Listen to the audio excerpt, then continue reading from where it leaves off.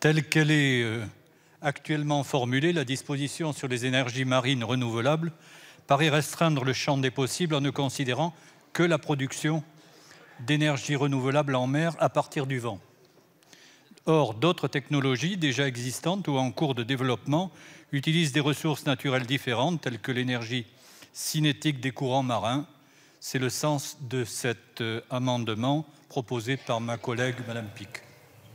Écoutez, je me suis beaucoup interrogé sur cet amendement pour être tout à fait transparent, après discussion avec les différents services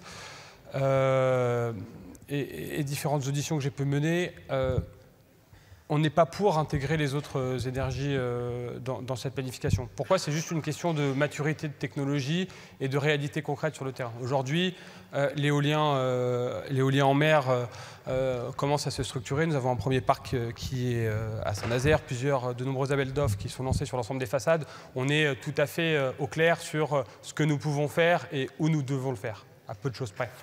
Le reste des technologies d'ENR marine, on est encore à l'état de prototype, entre guillemets. On est encore sur des essais, même s'il peut y avoir des technologies très prometteuses, mais on n'est pas encore à l'état suffisant pour pouvoir les intégrer dans une planification. Ça viendrait brouiller un peu, je pense, les débats et par ailleurs le côté très opérationnel du document en question, puisqu'on n'est franchement pas capable de le faire et ce n'est pas moi qui le dis, ce sont les acteurs même de la filière. Merci, je vais donc mettre aux voix ces deux amendements qui ont eu, donc amendement identique, avis défavorable commission, gouvernement, qui est pour, qui est contre.